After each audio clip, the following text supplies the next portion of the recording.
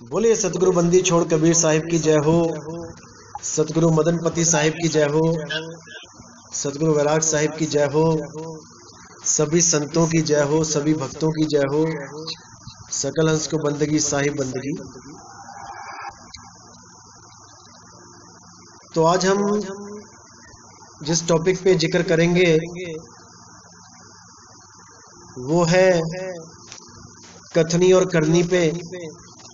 पिछली बार जो सत्संग किया था बहुत छोटा हुआ था कथनी करनी पे, क्योंकि कथनी करनी पे तो जितना मर्जी बोल लो वो सारी उम्र के लिए कम है, क्योंकि सारा खेल ही कथनी और करनी का ही है। जब तक आप कथनी से करनी पर नहीं जाते हो जब तक बात नहीं बनने वाली। क्योंकि साहिब ने बहुत बोला कथनी और करनी के ऊपर कि कथनी के सूरे घड़े थोथे बांधे तीर और बिरह बाण जिनके लगा तिनके बिकल शरीर। यानी कथनी के तो सूरे बहुत मिल जाएंगे, बहुत हैं, लेकिन करनी वाले बहुत कम हैं।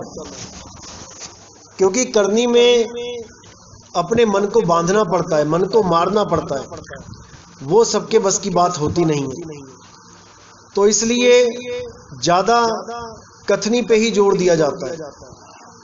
मैंने भी हर सत्संग में ज्यादा जोर करनी पर ही लगाया है। जैसे कई लोग जो हमारे सत्संग को सुन के हमारे साथ ज्वाइन हुए और उनके अंदर चाव उत्पन्न हुआ कि हम भी प्रचार करें, हम भी लोगों को जगाएं, तो मेरा हमेशा यही उद्देश्य रहा है सबसे पहले कि आप वो काम करो, वो चीज बताओ लोगों को जो आपने स्वयं अनुभव की है। अगर आपने स्वयं उस चीज को अनुभव नहीं किया है तो कहीं ना कहीं पे आके आप उलझ जाओगे, कहीं ना कहीं आप उलझ जाओगे। क्योंकि जब सामने से सवाल जवाब होंगे, जब सामने से सवाल जवाब होंगे तब आपको उनका उत्तर नहीं मिलेगा, क्योंकि आप केवल सुनी सुनाई बात कर रहे हो। सुनी सुनाई बात करने से कुछ नहीं होगा भाई, आपको अनुभव करना ही पड़ेगा। और जब अनुभव ज्ञान बोलता है तो लिखी लिखाई बात को भी मिथ्या किया जा सकता है। कबीर साहब ने बहुत जगह बोला कि जब लग ना देखूं अपनी नैनी और तब लग ना मानूं गुरु की कहनी। उन्होंने गुरु की कहनी पे भी उंगली उठा दी कि अगर गुरु भी केवल कहता है और उस चीज का आपको अनुभव नहीं होता है तो आप गुरु से भी सवाल कर सकते हैं। मैं ये नहीं कहता कि गुरु गलत है, क्या पता शिष्य में कोई चूक हो, शिष्य उस चीज को सही से नहीं कर पा रहा हो, गुरु ने कुछ बताया और चेला कुछ और करने लगा हो, ऐसा भी हो सकता है। लेकिन कबीर साहब के कहने का मकसद एक ही था कि गुरु धारण करो।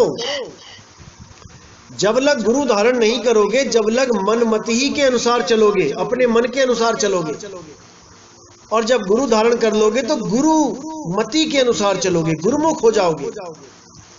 इसलिए साहिब ने बोला जब लग न देखूं अपनी नैनी, जब तक तुम स्वयं अपनी नैनों से नहीं देख लो, यानी उसका अनुभव ना कर लो, तब लग न मानू गुरु की कहनी। तब लग गुरु की कहनी को नहीं मानना है। तो सबसे गूढ़ विषय है कथनी, करनी और रहनी। इन तीनों पे ही एक भगत का, एक संत का, एक साधु का जीवन टिका होता है। शुरुआत कथनी से होती है, उसके बाद रहनी आ जाती है, करनी आ जाती है, और अंत में रहनी आ जाती है। पहले कथनी से शुरुआत होती है, धीरे धीरे धीरे कथते कथते उसको स्वयं ये लगने लगता है। जो नए नए साधु आते हैं, आपने देखा होगा छोटे छोटे साधु, नई नई उम्र के साधु, वो शुरू में पूरा जैसे नया नया मुल्ला बांग बहुत ऊंची मारता है, वैसे ही नया नया साधु बहुत ज्यादा बोलने में जोर लगाता है कि मैं सारी दुनिया को जगा दूं। छोटी छोटी उम्र के साधु देखे मैंने, 20 साल के, 18 साल के, बहुत बहुत बोलने में निपुण, लेकिन अनुभव पूछो तो 0/0। अनुभव के नाम पे कुछ भी नहीं। केवल साखियां याद कर ली, केवल उनके अर्थ बताने शुरू किए। जब अनुभव ज्ञान पूछो तो कुछ भी नहीं। तो साहिब ने कहा कि कथनी कर करके जब खुद को शर्म आने लग जाती है, खुद को यह एहसास होता है कि मैं सबको बता रहा हूं लेकिन मुझे ही नहीं पता है, मुझे कुछ करना चाहिए, तब वो करनी में आ जाता है। कथनी को त्याग के करनी में आ जाता है और करनी करते करते करते करते जब वो रहनी में आता है तब वो पूर्ण संत कहलाता है।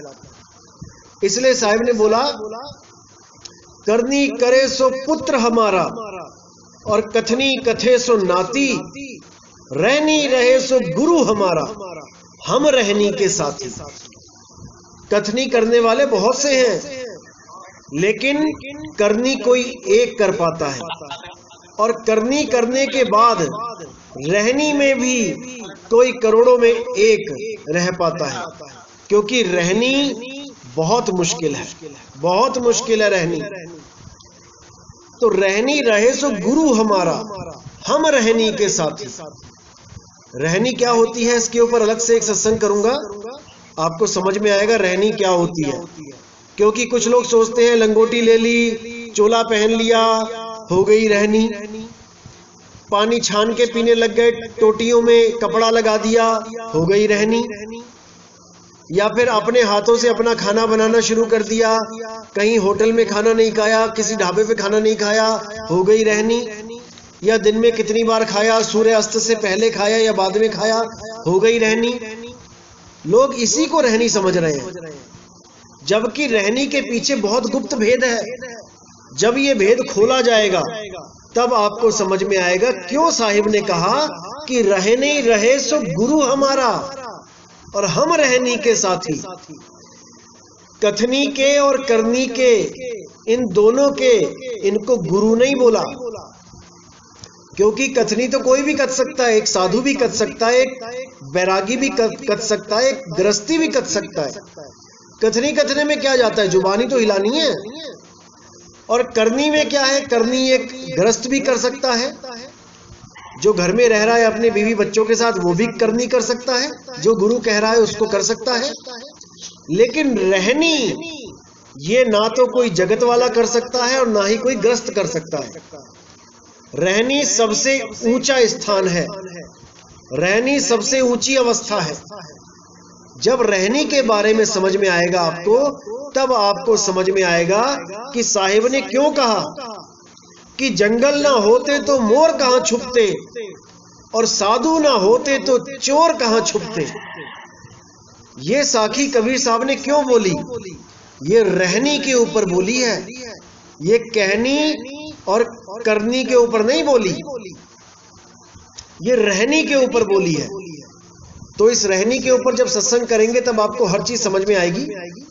अभी क्या है, अभी किस पे विचार करना है, करनी पे।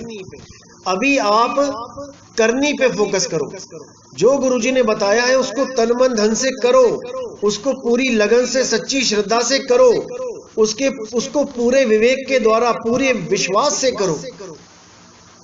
क्योंकि आपको पता है कि लोग भ्रमित करने में लगे हुए हैं। ये प्राइम टाइम है, ये प्राइम टाइम है निकलने का भी और भ्रमित होने का भी।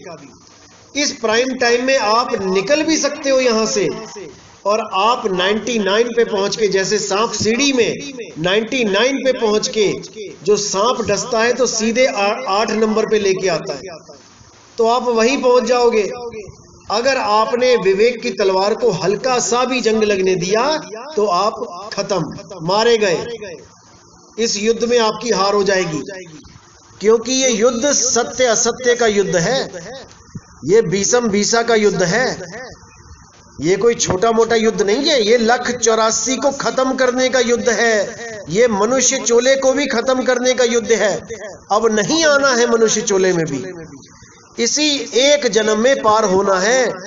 और एक जन्म में पार कौन होता है, जो 100% श्योर होता है, जिसका पूर्ण विश्वास होता है शब्द गुरु पे, जो शब्द गुरु को प्राप्त करके सदा सदा के लिए निकलने के लिए तैयार रहता है। हर क्षण, हर मिनट, हर सेकंड वो तैयार है कि मैं जाना चाहता हूं, मैं निकलना चाहता हूं।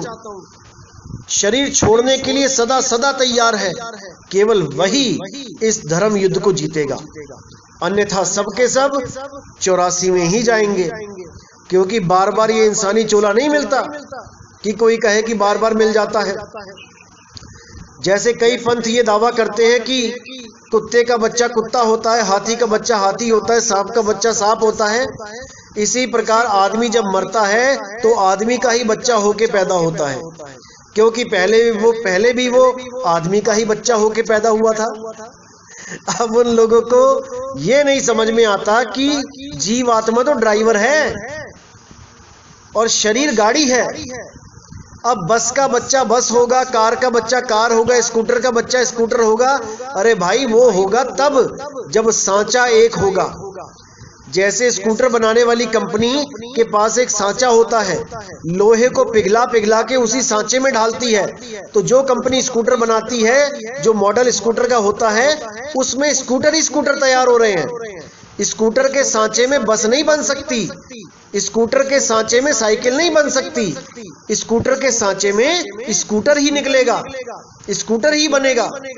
लेकिन मेरे भाई, जो स्कूटर को चलाने वाला है, जो जीवात्मा है, वो सब गाड़ियां चलाता है।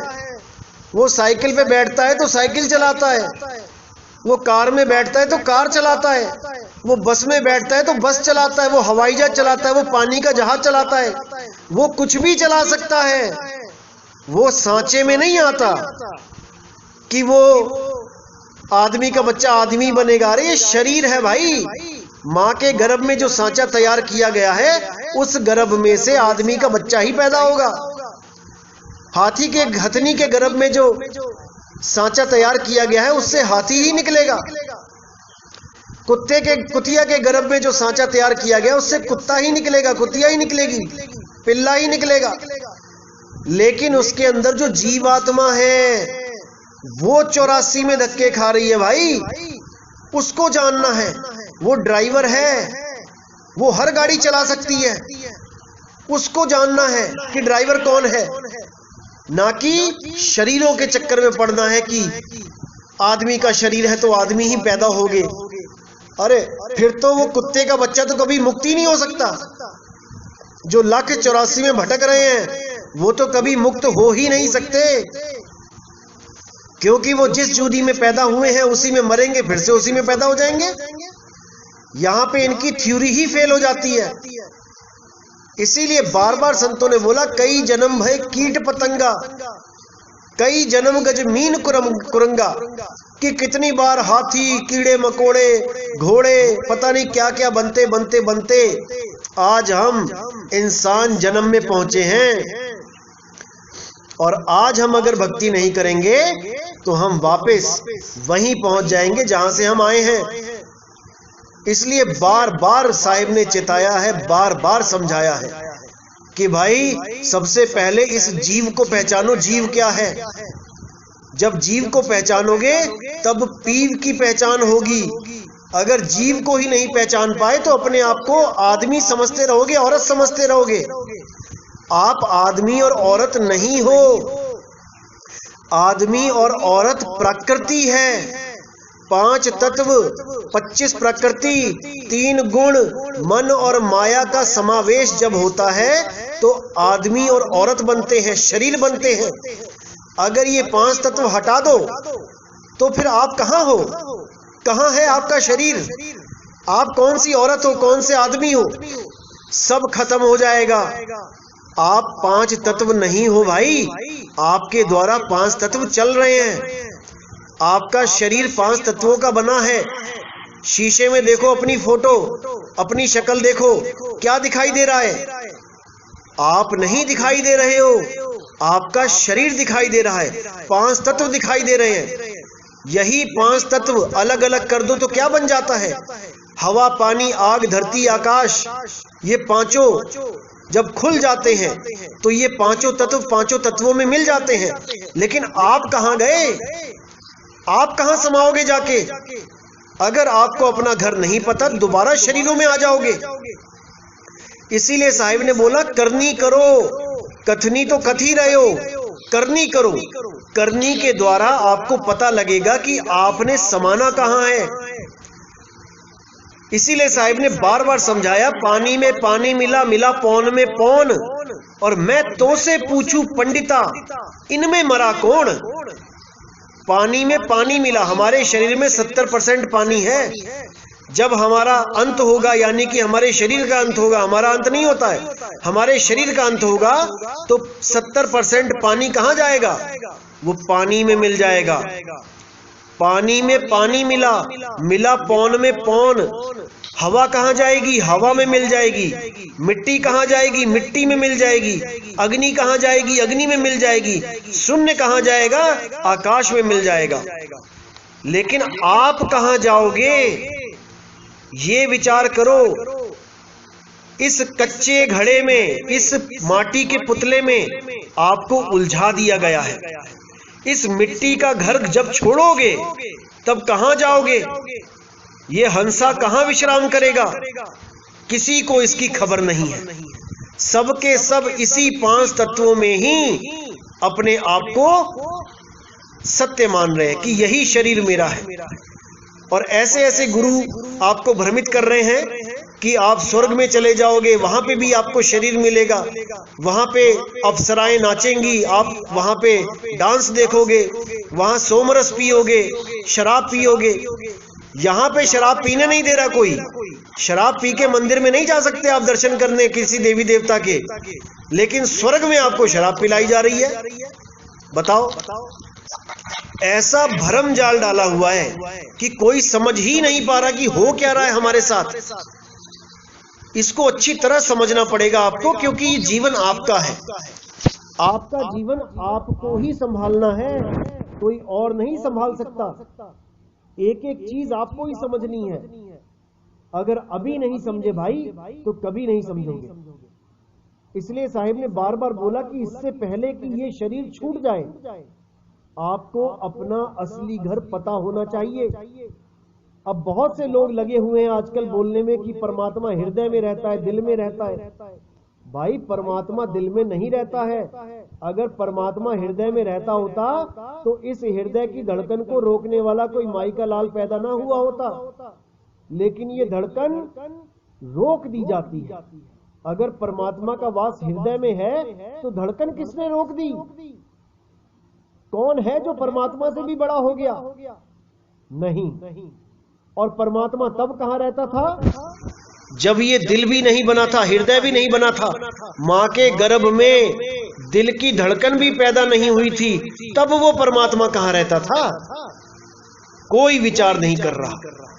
परमात्मा सदा सदा से अजूनी है, परमात्मा सदा सदा से विदेही है। उस परमात्मा को जान नहीं पा रहे लोग। सबको वो परमात्मा विदेही अवस्था में ही मिलेगा। देह में जिसने भी आज तक ढूंढा वो कभी पार नहीं हो पाया, वो कभी मुक्त नहीं हो पाया।